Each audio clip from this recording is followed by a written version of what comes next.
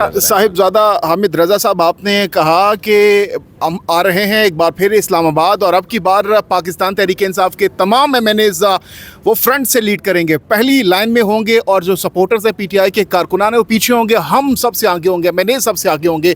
क्या स्ट्रेटजी बना रहे हैं इस हवाले से आप लोग?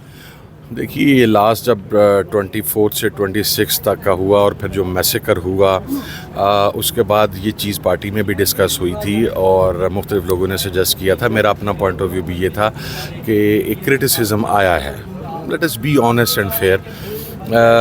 उस क्रिटिसिज्म को दूर करने के लिए सबसे बेहतर तरीका ये हो, और हम काफ़ी सारे लोग इस बात पर मुत्तफिक हैं कि तमाम parliamentarians, not just MNAs, senators, MPAs, अगर हम इस्लामाबाद का रुख करते हैं तो वो जहाँ जहाँ से अपने कॉन्वॉयज़ लेके आते हैं वो उसे फ्रंट से लीड करें और यहाँ से फिर हम फ्रंट से आगे चलें, तो इंशाल्लाह उसी के मुताबिक ही होगा। तो ये कब होगा, कब तक आप लोग ये ऐलान करने जा रहे हैं? अभी तो देखें, हमारी खान साहब से मुलाकात हो लेने दें। अभी तो चूँकि मुज़ाकरात कॉल ऑफ हुए हैं, अब जब सियासी लोगों की खान साहब से मुलाकात होगी, 8 फरवरी की कॉल तो हमारी ऑलरेडी है।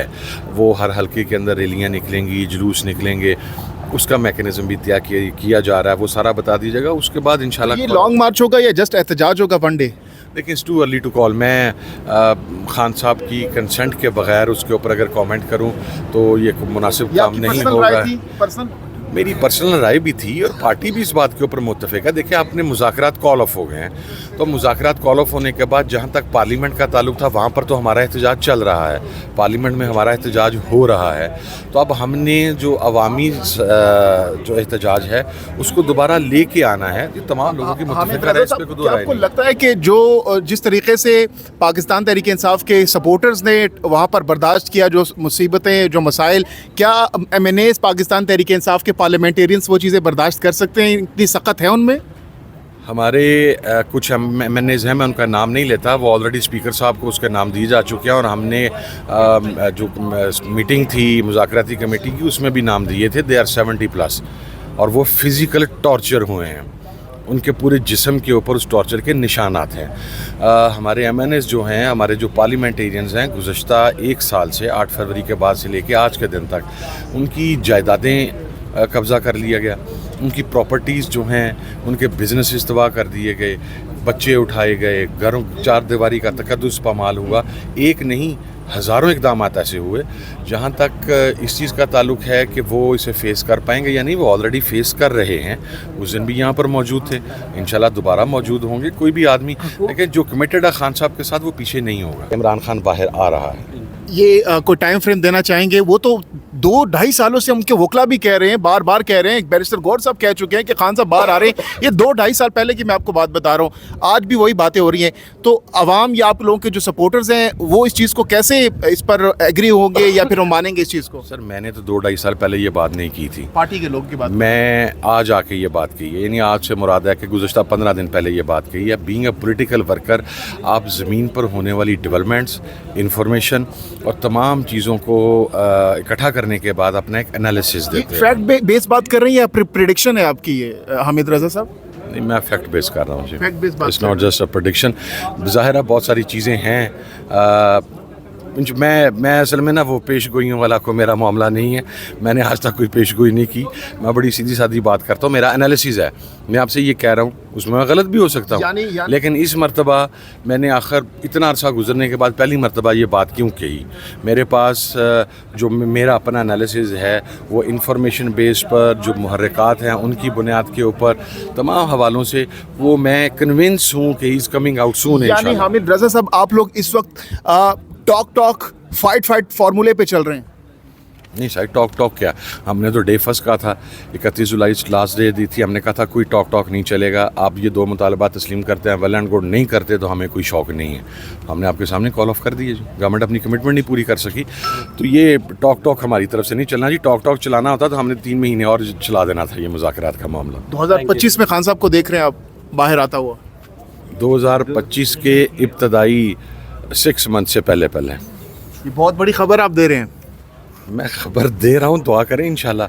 देखें, छोटी ईद, इमरान खान साहब घर पे होंगे? سر میں نے ایگزیکٹ دن کاؤنٹ نہیں کیے ہوئے کتنے دن نہ چھوٹی عید میں نہ میں یہ عیدوں کی اور قربانیوں کی پریڈکشن دیتا ہوں. میں تو سیاسی بات کر سکتا ہوں. میں نے آپ کو سیاسی بات کی ہے. عمران خان صاحب انشاءاللہ پہلی ششمائی کے اندر جیل سے باہر آئیں گے. ساتھ مذاکرات ختم ہو گئے ہیں لیکن پھر بھی پی ٹی آئی کانفیڈنٹ ہے جو بیک ڈور مذاکرات چل رہے تھے وہ ابھی جاری رہیں گے. میں آپ سے سن رہا ہوں کہ بیک ڈور مذاکرات چل رہے تھے. سر ملاقات پشاور ملاقات سر ملاقات سیکیورٹی پر تھی. اچھا صاحبزادہ حامزہ رضا صاحب یہ بتائیے گا کہ جو تحفظ عین قانون موومنٹ آپ لے کے چلنا چاہ رہے ہیں اور غالباً ہمارے ذرائع کے مطابق سوموار کو مولانا فضل الرحمان کے ساتھ بھی ملاقات کرنے جا رہے ہیں, مولانا صاحب کو ایگری کر لیں گے ڈی چوک کے لیے پی ٹی آئی کا ساتھ دینے کے لیے؟ کیا سمجھتے ہیں ملاقات ہے بھی یا صرف ایک خبریں ہیں؟ نہیں دیکھیں ملاقات انشاءاللہ صرف مولانا سے نہیں, ہماری جی ڈی اے سے بھی ملاقات ہے, دیگر پارٹی سے ملاقات ہے. آپ کو پتہ ہے ہم شاہد خاقان عباسی صاحب کے پاس گئے, ہم مصطفیٰ نواز کھوکھر صاحب کے پاس گئے. عمران خان صاحب کی بڑی کلیئر ڈائریکشنز ہیں کہ تمام اپوزیشن پارٹیز کو اپنے آن بورڈ کرنا ہے, تو وہ ہم کر رہے ہیں انشاءاللہ. ان اندر 10-15 ڈیز وہ سارا پروسیس جو ہے وہ مکمل ہو جائے گا. آپ نے بیان دیا کہ عمران خان کی جو رہائی ہے وہ 2 مہینے میں ہو جائے گی, تو عدالتوں سے انصاف مل نہیں رہا, ڈونلڈ ٹرمپ سے امید نہیں ہے اور اسمبلی اپنی مرضی سے قانون پاس کر رہی ہے, تو پھر اتنا کانفیڈنس کہاں سے ہے, پھر کیسے ریلیف ملے گا؟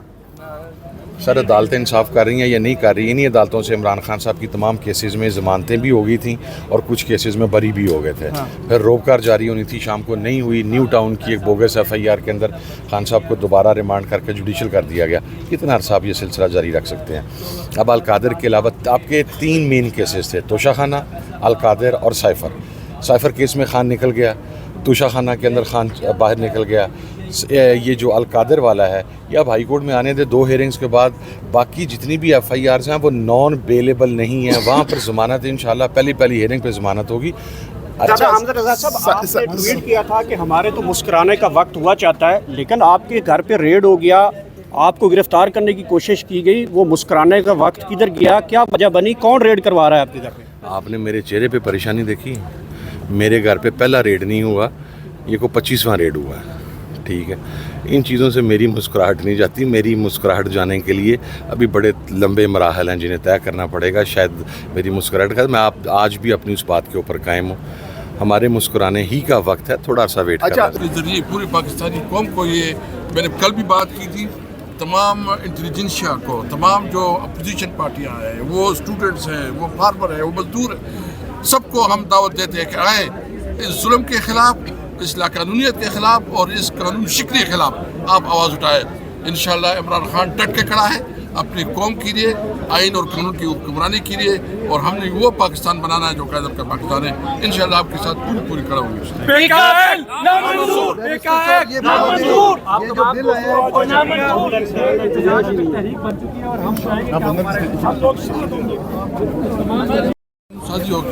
ہم نے نور کے اوپر جو ہے نا غریب سے بات کرنا چاہیے.